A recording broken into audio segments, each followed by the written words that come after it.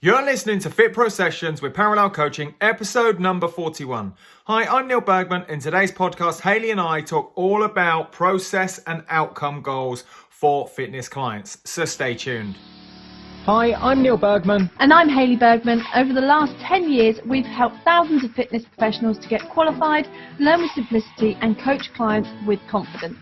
We're the first to say that learning and being a Fit Pro doesn't have to be hard work, and that with the right structure, support and resources, you can become a confident and knowledgeable fitness professional that is dedicated to more. So how do you learn, qualify and kickstart as a Fit Pro? This is the Fit Pro Sessions podcast with Parallel Coaching. So this question must come up time and time again, almost, I'm going to say weekly. A lot.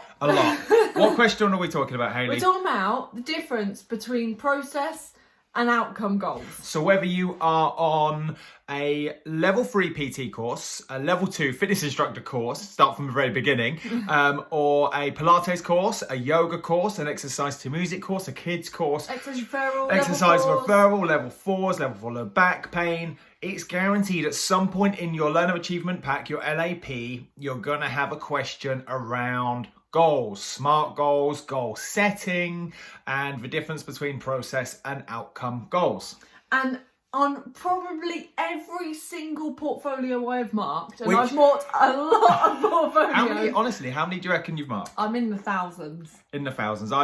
That's no exaggeration, by the way. Either way, on all these portfolios of this marking, time and time again, it's goals that people get stuck on. Now, first of all, I don't want, if you've already done all your work and your case studies, I don't want you to switch off, because this is really, really important beyond your portfolio. This isn't just so you can write a pretty SMART goal. Yeah, that's it. I think there needs to be like a quick minute around, the Learner Achievement Pack, your coursework that you do really is the foundation skills for you to be able to safely and effectively, I think more so, for both of them, safely and effectively work with clients in the future. Yeah. To help them guarantee acquiring the actual goal. Yes. It's not a tick box. It's not just a case of let's do this for the sake of doing it. Let's do this paperwork to jump through hoops. This paperwork or this knowledge is the foundation skills to you being a successful Fit Pro. Yeah, it relates to the planning, it relates to the nutrition advice, it relates to the mindset advice, how you package up a product.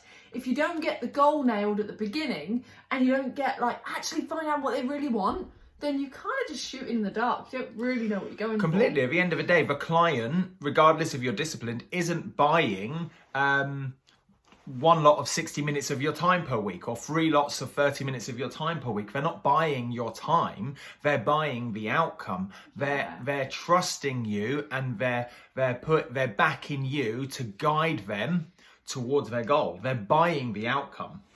So one of the big problems I see with SMART goals and process goals and outcome goals, anything goal related. goals. In portfolios, in terms of how Fit Pros work with their clients as well, both of those, practical application and theory, is usually down to the fact that for goals, all they do is they open up their manual and they go, oh, there's a section on SMART goals.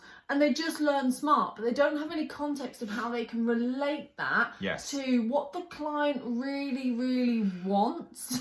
And maybe this is a lack of clarity in the manual, and maybe a lack of clarity from being taught. Yes. As well. And actually the person teaching it or the manual teaching you in a way that you understand. Okay? Because it's not just about knowing SMART goals. And to start off with, I have you consider that it's not necessarily about SMART, specific, measurable, achievable, realistic, or time. Yeah. Okay, within SMART, there's various options you could have. M doesn't necessarily have to be measure. It could be manage and monitor. Achievable, attainable, realistic, relevant. So you could have lots of other, I stop there because this isn't the place for SMART goals, but there's lots of other approaches to SMART goals that are hugely beneficial for a fitness professional. Yes. So it becomes deeper than the face value of what those are. Yeah. And that's the same applies for your client. It's deeper than face value. I love that. Yes. So when your client turns around and says to you, I want to lose weight, or I want to be able to run a 10k, or whatever goal they come to you with when you ask, so what do you want to work on? That's deeper than what they say to start off with. And if you, as a Fit Pro, if you don't get the information out of them, like really retrieve that info, Yeah. then you don't move forward and you end up actually in something they don't actually want. Yeah, completely. I mean, the client's ability to articulate their goal from the outset is such surface level, okay? Because they've not had you as their coach asking world-class questions that allow you to dig deeper on their surface level goal. Their ability to consciously articulate their goal and go, I'm after weight loss, it doesn't really mean anything. Why? And that's what we're going to go into here. Yes. Cool. Yeah, I just want to add one more thing. Oh, do. This is about application of what is an outcome goal? How do we break that down? And there's another goal I want to introduce you to as well. And then into a process goal. And then SMART goals kind of filter into that. So I don't want to disregard SMART goals, but it's not just about having a SMART goal. You would have a SMART process goal, a SMART outcome goal. Yes. Cool. Exactly, I love that. And so this bit that we're doing now comes before you kind of start adding the detail of it being SMART. Yeah, which again is like something we've talked about so many times before. It's about going straight to the tactics without the principle. Yes. It's about going straight to the exercise without understanding the training principle behind it. Yeah. Same conversation, Perfect. different Fit Pro session. One episode, same thing. Yeah, completely. Awesome. Okay, so the main possibility here that you have is that you're going to take it from not really understanding goals to now being able to take time to understand what your client really wants. You're going to be able to add detail to your client's goal, like what we said with the SMART, but actually to something that they want to achieve. And you're going to be able to use what we're going to call outcome, performance, and process goals, 3 different types, to give a clear journey through your client's goals. And the beauty of this, I genuinely believe, is that you get to build this most amazing relationship with the client in doing so. Because you're not just taking the session as a pay per session, or they're paying for your time, or it's a surface level goal. You've actually got to ask world-class questions that allow them to open up and for you to build up this relationship, this empathy, this support, this safe place to be able to confide in you. Yeah. Okay, because you're probably, more than likely, over time, going to hear stuff from your client that perhaps they've not even told their nearest and dearest loved ones. They end up opening up quite a lot of information. You become someone you can confide in. Yeah.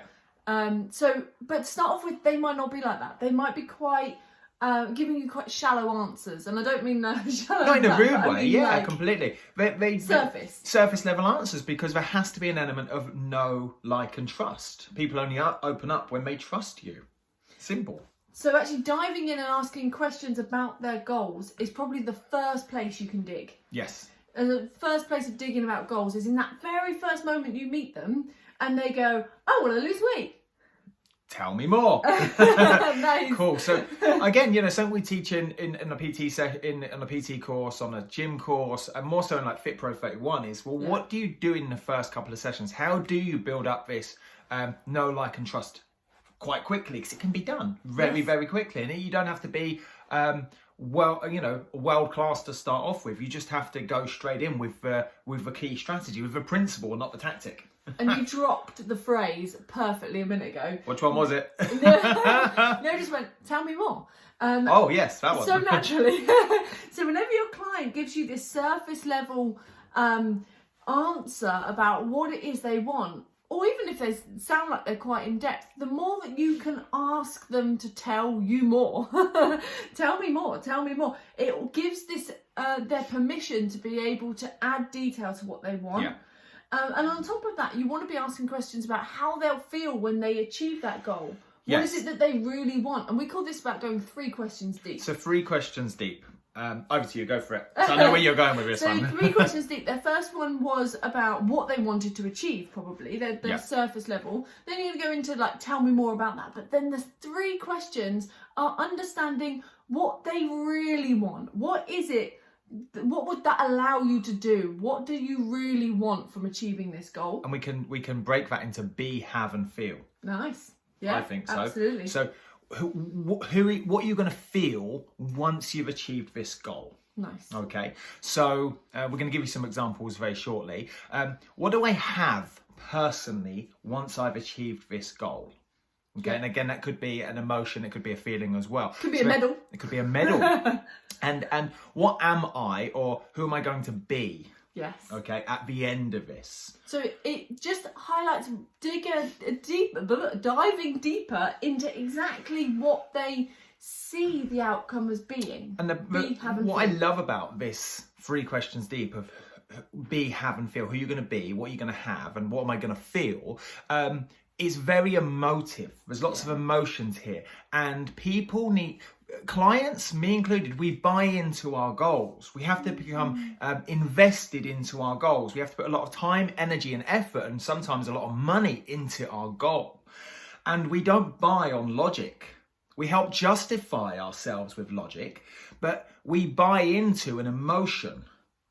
Bam. And when you have the be, have, and feel questions to dive deeper past the surface level goals, you're jumping into this space of emotions. It becomes very emotive because the client can now feel that in their heart of hearts, of like closing their eyes and go, that's what I'm going to be. That's what I'm going to have. That's what I'm going to feel. And if they're truly connected with their goal, they're gonna have this kind of goosebumping moment of like, yes, let's go. Yes. It's not just a logical, okay, that's the logical next step. Doesn't really mean anything to me. Therefore, my attendance and adherence will probably dwindle and our self-sabotage along the way. So if you're ever wondering why a client doesn't achieve their goal or self-sabotages or doesn't commit fully every week, it's because they're not emotively, is that a word? Yeah. Emotively connected to their goal. And consider that if you went 3 questions deep from surface level to, tell me more about that, kind of that's maybe the second surface level to pierce through that next layer of emotions and go, right, what are you going to have once you've achieved your goal? Who are you going to be once you've achieved your goal? And more importantly, how are you going to feel once you've achieved your goal? And you go, whoa, it's literally like you've steamrolled the client with these emotions of like, yes, let's go. I'm empowered now. Yes. Which is another emotion.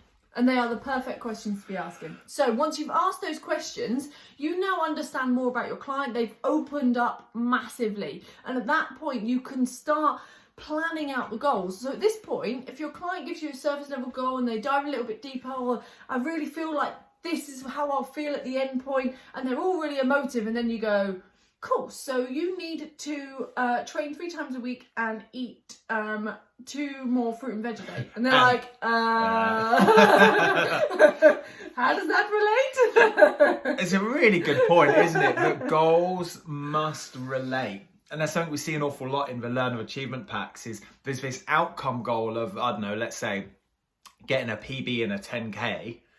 And then the nutritional goals come in and they don't conform, they don't align with that outcome physical goal. So I think a big knowledge bomb to take away here is that your SMART goals for nutrition and physical and mindset must interlink and be a stepping stone towards the overall outcome goal.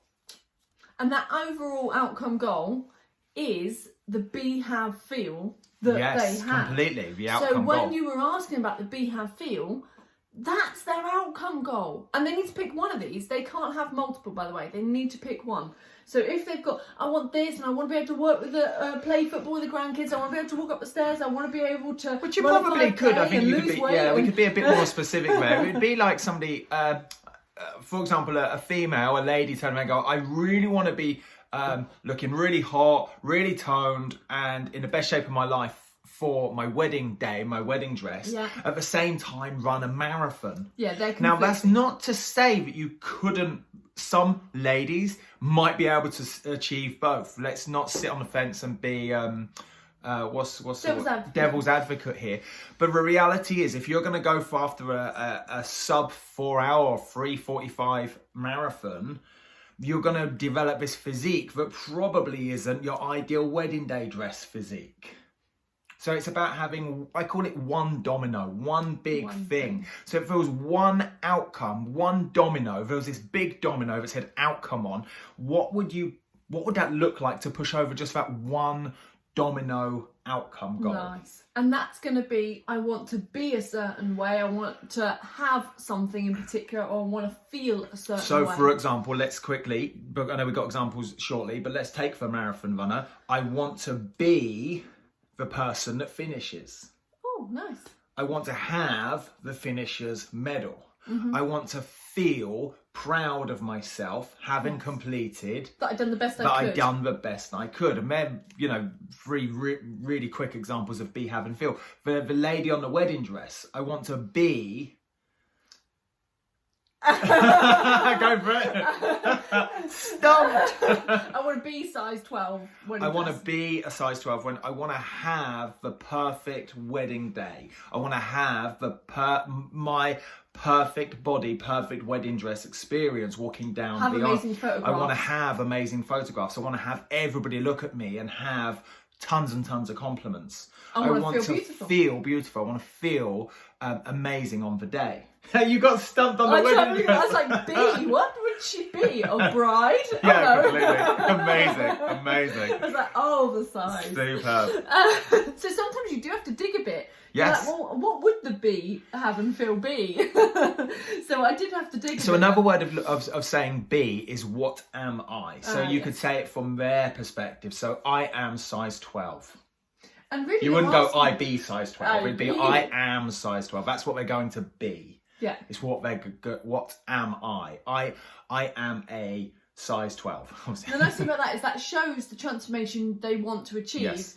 in their terms. So it's like, well, what did you imagine yourself to look like on Yes. that wedding day? Well, how do I phrase that? How do I put words to it? How do well, I there's a articulate physical it? size. Yeah. Oh, well, now we've got something we can measure on. And you're starting at size 14 or 18 or Yeah. 20, we know how far we've got to go. Completely. It gives you a really clear end domino. Very, very, very specific. This is where SMART comes in. Specifically, my client wants to be size 12. How am I going to measure that? Is it achievable? Is it attainable? Is it realistic? Is it relevant? Is it time-bound? This is where SMART filters in Nice. to that final domino, because it gives you a very specific end point. And if that final endpoint is the outcome, which makes sense, outcome means endpoint, Yeah. there is another domino before that, Yeah. which is a performance-related goal, so Yes. a performance goal. And sometimes people miss this, and they kind of try and go from a process straight to an outcome, Yes. and wonder why there's a gap in the middle. Yes. Or they find it hard to set a medium-term goal. Yes. You know, when in your portfolio you've got to do a short, medium, and a long-term, your outcome goal is your long-term goal. You start there. Hallelujah. Now we need to find that medium stepping stone, which is your performance goal. I was going to say something totally different and confuse everyone. So it's the performance goal. This is the stepping stone to achieve that outcome goal. So, big domino, next domino down, or as Hayley's using a totally different metaphor, I don't know why, which is a stepping stone. So I'm on dominoes, Hayley's on stepping stones.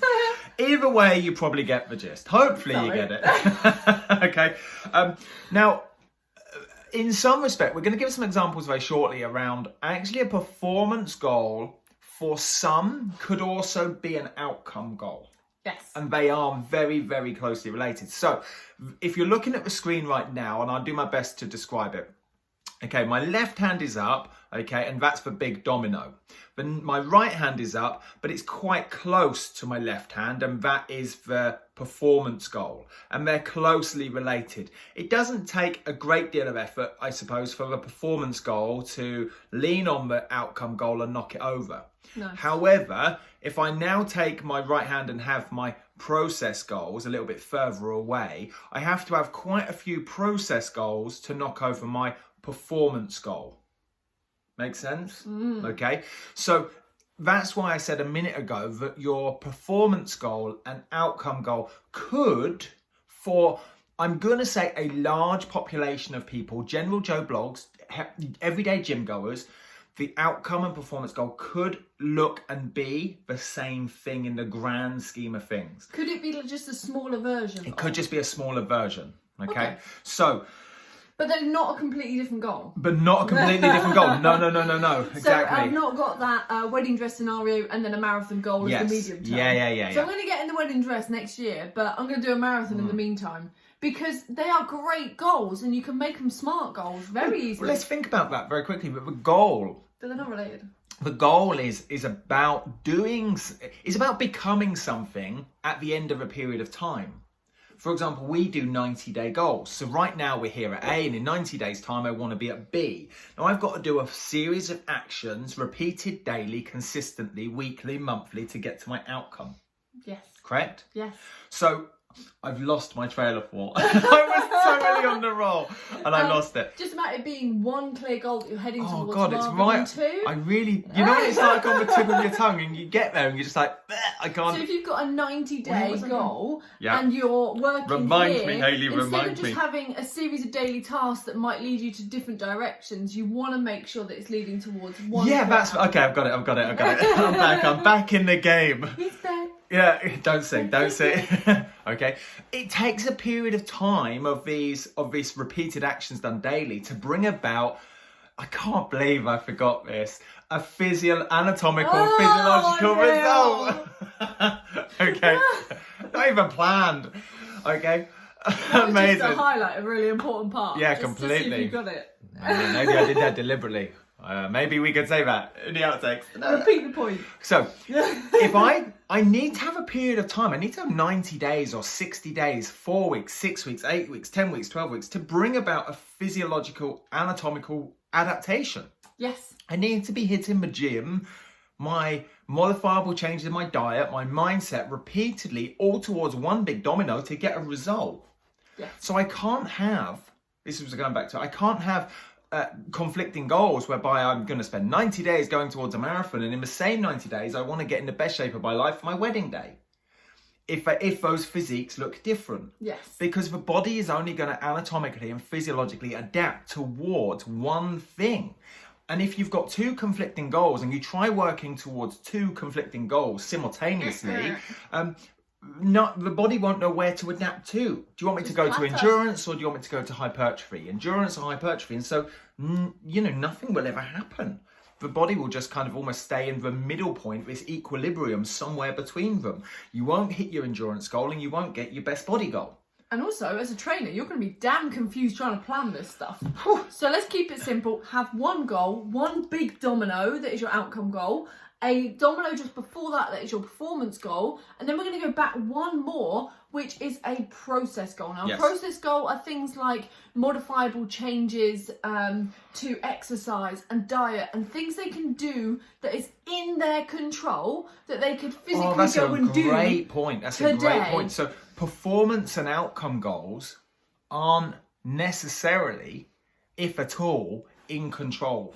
They feel a bit cryptic, don't they? Like they're a little bit They're far out off. of control. We can't control the outcome unless we do one thing for process goals. Take action. We need to take action for all the will in the world, for the wishful thinking, for all of the... Don't get me wrong, I am a big fan of like vision work and vision boards and kind of happy-go-lucky, positive thinking stuff. But with all of that done, it doesn't bring about my goal unless I do one thing, take action. You've probably heard this before. If I think about all the weeds in my garden and I don't want them there, I can think all day long and I can have vision. Yeah, no more weeds. And I can have a vision board of like, this is the perfect transformation. This is what I want it to look like. My be, have and feel. But unless I get up off my ass and go and pick the weeds, it ain't going to happen. No. Okay. So performance and outcome goals are very much out of our control.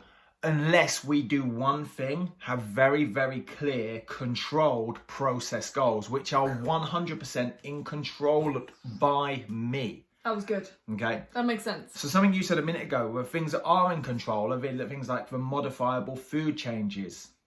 Other things in control would be, I'm going to just put it down to the FIT principle. How many times, frequency do I train per week? What is the intensity I train per week?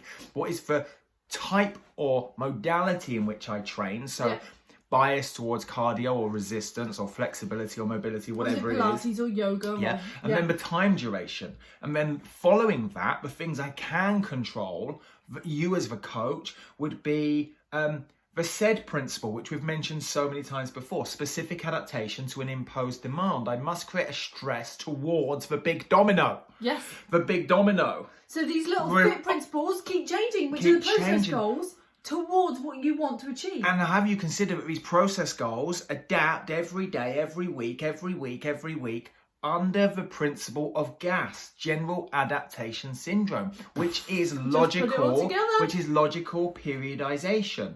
Week 1, week 2 gets slightly harder, week 3 gets slightly harder again, with maybe a little download, deload week in week 4, and then we repeat and go higher in week 5, higher in week 6, higher in week 7, with perhaps a little deload week in week 8. So we're constantly making dominoes all progression. Yeah, domino week 1, domino week 2, and the process goal is the fit principle within that. What must I do this week? Did I do it? Yes, I did. What must I do today? Did I do it? Yes, I did. Doesn't that take a lot of overwhelm out for your client as well? Like if I was a client and I've got my my goal for weight loss or my goal to get in a wedding dress in 4 months' time, that's quite overwhelming of all the things I've got to do. But you as a trainer cut through all that and go, it's okay, just focus on doing this week. Yes. Just focus on doing this week. And focus on doing this one thing week. I love doing with clients is just have, because people like what's it called, a tick list, like a shopping list. We love lists. And so we just have like a list of things, right? This is what we can do Monday, Tuesday, Wednesday, Thursday, Friday, Saturday. Real simple. It's just a list. Just tick it off. Yeah. And then in that process of ticking it off, process goal, it's kind of like, it's a mini win. It's a mini like tip of a hat. It's a mini salute of like, yes, look what I've achieved. Now, if I achieve Monday, that gives me a prerequisite to move into Tuesday's process goal, which gives me the prerequisite to move into Wednesday's process goal. You get the gist, into Thursday's process goal. Week 1 complete is the process to gives me permission to move into week 2. Not that They're all prerequisites to push the next domino down. You know, it takes effort, time, energy, money, resource, all day, every day to push that domino down. You can't take your foot off the gas of a goal, from my experience. No. You're either moving forwards or you're moving backwards. You don't have to be full throttle all the time. You just have to have some time, energy and effort towards that goal. And if somebody really wants their big outcome goal in 90 days of being in the best shape of their life or running the PB marathon, you've got to consider that it takes energy and effort every single day. You can't just go, I had a bad day. If you really want your be, have and feel of the outcome, you've got to have time, energy and effort to push over the best breakfast on a Monday morning. And then have time, energy and effort to push over the best lunch that day. And with dominoes, it works with momentum, doesn't it? So yeah. Like you can't just then go, I'm just going to stop here for a moment. Because that domino is constantly tipping over. Now, if you go in your goals with ferocious determination, you're constantly just pushing over the next domino, So process goals are completely controlled by you, the client. The client is in control of when they shop, how they shop, what they buy.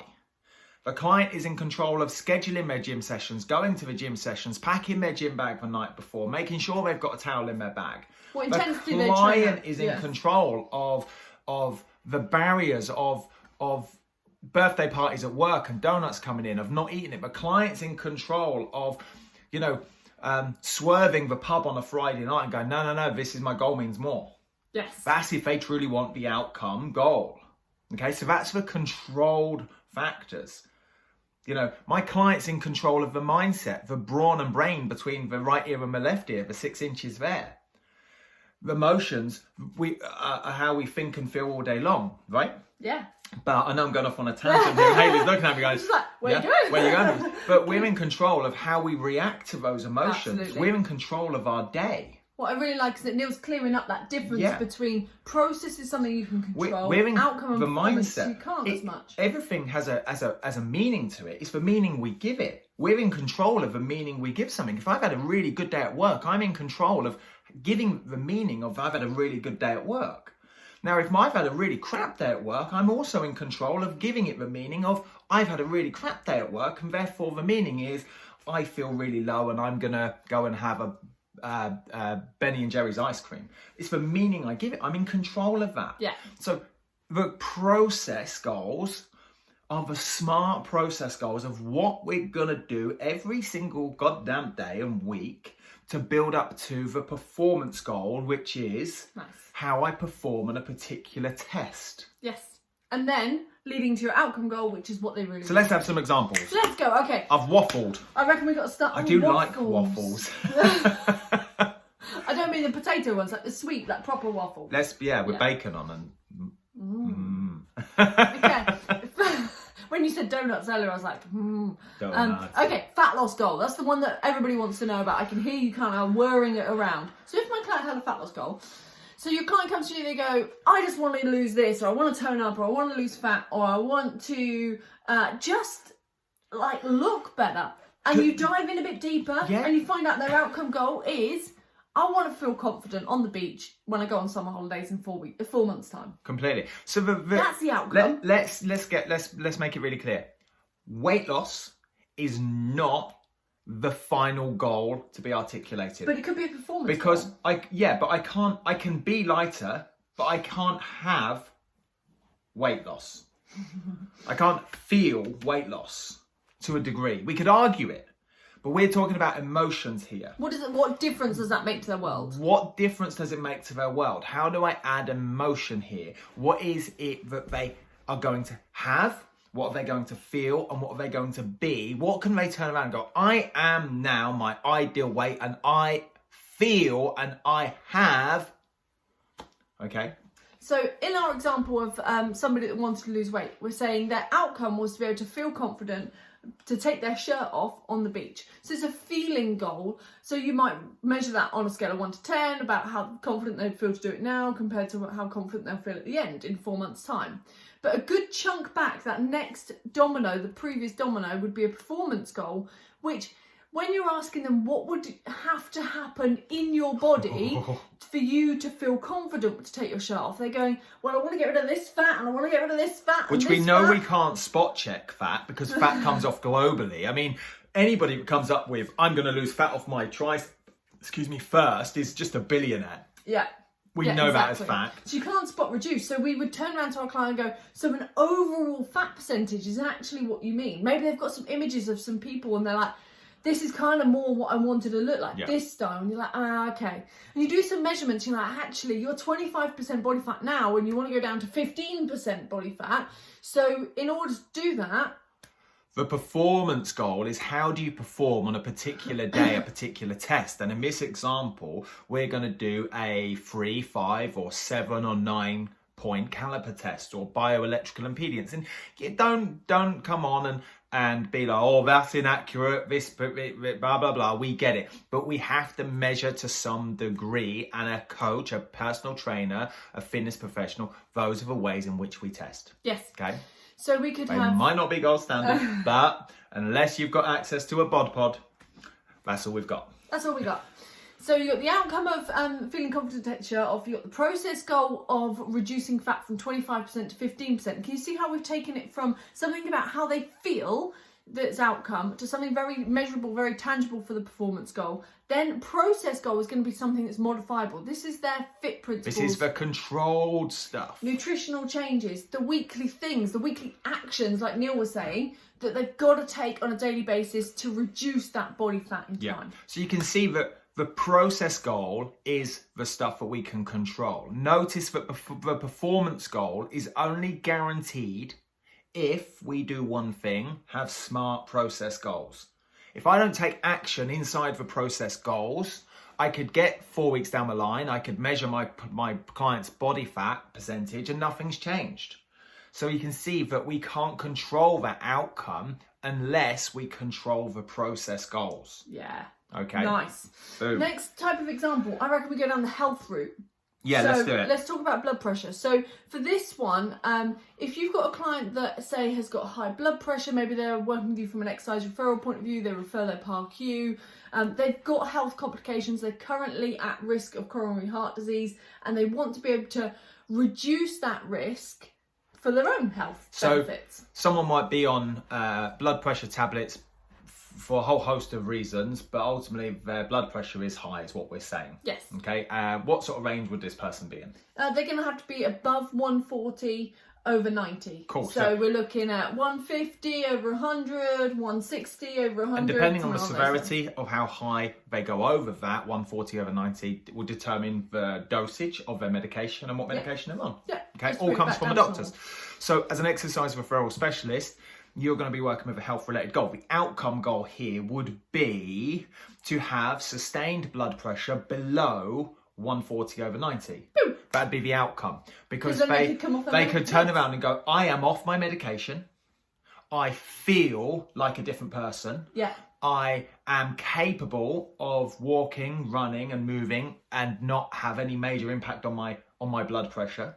And I have what would it be? A health status. A health status, yeah, completely. So I was trying to get they're that. actually not at risk anymore. So they have a healthier I body. have a normal, I don't want to like using that word, but I have a normal blood pressure range. blood pressure range, completely. So the performance goal here would be to have their blood pressure checked, say every 4 to 6, maybe 8 weeks, depending on the doctor, depending on what their guidance is, because as an exercise referral specialist, you come under their heading, I suppose. And you would like to see a blood pressure reduction of, say, 10 milligrams of mercury. Yes. Okay, so instead of it being at, say, 160 over 100, it would be, for example, 150 over 98. Yeah. You go, cool, we're heading in the right direction, but domino is falling. Okay, Yes. and you go back to the process goals. You now have a new timestamp, a new status, because that's all these goals are. They're statuses, they're timestamps. Did I do the work Monday? Yes, new status. Did I do the work Tuesday? Yes, new status. Did I do the work every goddamn day at the end of the month, 4 weeks? New status. That's my new current status, is what we're saying. Awesome. Cool. And What I really like about this is that, just as a reminder, outcome and performance. Can you see how they can't control that? They can't get up on a Monday morning and go, my blood pressure is now my blood normal. pressure's reduced. But they have to do the process goals, which are the actionable changes. So the actionable changes for this health-related goal would be, I mean, this person could be somewhat deconditioned. The likelihood is they're going to be somewhat overweight as well at this point, maybe even obese, maybe have a couple of other conditions as well. So the FIT principle would be aligned to their medication, but reality is just move more often and more. Yeah. And consistently. And the intensity might be of lower impact. So you might go, right, let's go and walk 3 to 5 times per week for 30 minutes. Let's have 2 to 3 pieces of oily fish per week.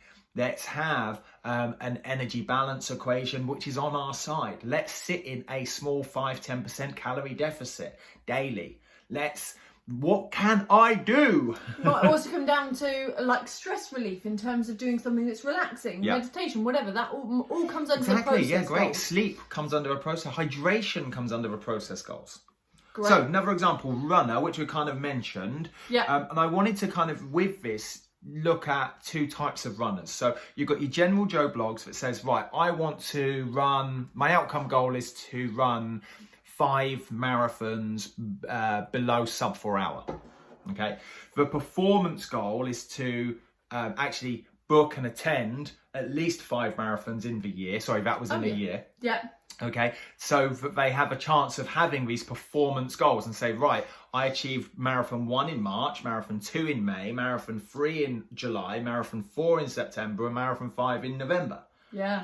So those would be the performance. So at the end of the year, the outcome was, woohoo, I did 5 marathons. But they had to book it in order to do it. Yeah, Oh, and nice. actually turn up to and run it. Yeah. Okay, so the outcome was to be a person that's run 5 sub 4 hour marathons in a year, Yeah. to have 5 medals, Yeah. and to feel an element of pride, euphoria, empowerment, Do the best they could. do the best they could to get that. So that's the outcome. We've mentioned the performance, and the process again fits inside the daily modifiable changes of frequency, intensity, time and type, SAID principle, specific adaptation to an imposed demand, and GAS, general adaptation syndrome of logical periodization. There's some words thrown at Bam, you. I know, I get it. Go back and press pause. Just go back and, if you don't understand a particular acronym or word, reach out to us. It's something we don't just throw out there for confusion. I want you to come back to us and say, what does this mean? How does that work? Tell me more.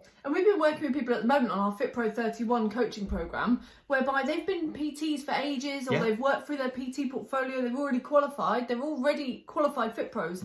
But some of this terminology and stuff were just things in a manual that they've not really applied before. So you are not alone, and it's not a silly question. So with the same runner, I want to take that as an example and stretch the performance outcome goal. So it could be, in fact, let's just go to a slightly different example. Let's say triathlete. Okay. It could be that the outcome goal would be to get GB selection. Nice. So I want to have a GB shirt. I want to have a letter from British Triathlon and say, you're in the GB team. I want to feel this euphoria of I made a GB team in my life. Yeah. And I want to, what's the one I've missed? Be a GB triathlete. A GB triathlete. So that would be the outcome. Again, I can't control that. I can't control someone writing me that letter. And you can't control how good other people are. And I can't control anything else of the other field. So my performance goal would be to show up and participate and compete in a number of, I don't know, local, regional and national triathlons, high profile, that allow you to get your name recognised at club level and to be put forward for selection. Yeah. So that's the performance goal of performing at a high profile event. Yeah.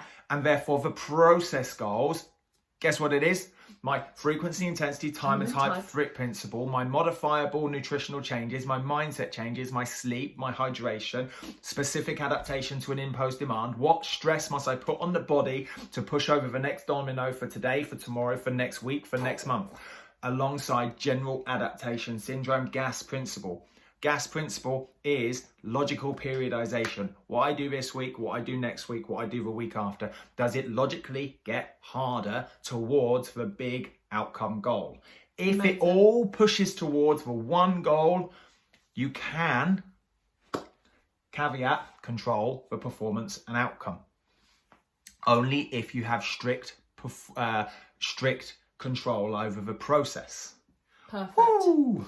Only if you take the action on the process. It's amazing. Absolutely amazing. So the main thing with all of these goals and understanding process, performance, outcome is to practice a few scenarios. Like Neil used to do this all the time. He still does it. Where like he'll be like, give me an example of a client, and Neil will then like talk through it and hypothetically go through. I admit I talk to myself and I make a lot of stuff up, but I wrote a post yesterday in our inner circle, and we're recording this early mid-May. Okay, so go and have a look if you're not in there. But I talked about a lot of people want to get stuff perfect straight away, and they go, I want the perfect goal, I want the perfect plan, I want the perfect this for my client, and just this consideration that I just need to get it done. And actually, the more I hypothetically make up goals and talk about process and performance and outcome goals, the more competent I am at reeling it off. And it's this just doing process, the process of doing it, that allows you to get really, really good at it. So don't worry about the first time you're doing it being perfect. No. Instead, just do it lots of times. Because if you go after being perfect first time or the first few months, you go after it being absolutely nails perfect, it's going to take you so long. And you could have the PT living next to you that goes, do you know what, I'm not going to have it perfect first time, I'm just going to keep practicing and practicing and practicing. So in your one attempt of getting it perfect, your person over the road next to you has done 5. And so they're 5 to 1. But each one would have got better. But each one would have got better. So it's actually the process of doing. So you could have an outcome goal of, I want to feel confident in my goal setting. I want to be perfect at goal setting, and I want to have goal setting nailed down in a really timely manner. Or have my clients get their goal. And have my clients get their goal. So what's your performance goal? Your performance goal. Performance would then be that I've written 10 plans by the end of the month. Yeah. Okay, well, what do you need to do today in order to get to your performance goal? The only thing you can control is actually doing it. And if you're stuck inside being a perfectionist of actually doing it, consider that it's just going to take you a lot longer. Yeah. It's not easy. It's not a easy. tick box. It's either. not a tick box. The LAP, it's not a tick box. It's not just, I've got 2 marks here, bam, move on. Now let's go out to the big, real wide world of training clients. That's not the case. You can use that to turn around and say, oh, so this is an understanding of things that I need to understand. Let me get the bigger picture first, which is what this podcast has done, what this episode has done. Understand that bigger picture and then filter that into filling in your LAP so you do tick the right boxes, but because you know it, not because you wrote the right thing. Because you get it, you understand it, and it's that understanding, it gives you confidence, and it's that confidence that gets you out the gates into your own process. Oh, confidence and application. Which is something, obviously, we talk about pretty much daily inside our FitPro 31, which... That's all about confidence and training knowledge. There we go. So, anything you want to add to that? Yeah, the FitPro 31 is a 31-day coaching program, so it's a month, whereby you literally are working on your training knowledge, but not just for knowledge's sake. You then have to go and physically apply it. You have to apply your knowledge so that you can start building your confidence. It's not a course. It is a course. It's not a course. It is a course. It's not a course. It is a course. It's a coaching program. There's no assessment. There's no formal paperwork. There's nothing to say you've reached a certain standard. It's not affiliated or endorsed. It's taking the crux of training across 5 tutorials and coaching alongside what we class as brain picks, where you get to ask as many questions as you like every week. They're really powerful. On a Thursday, we go and answer them live with you, for you.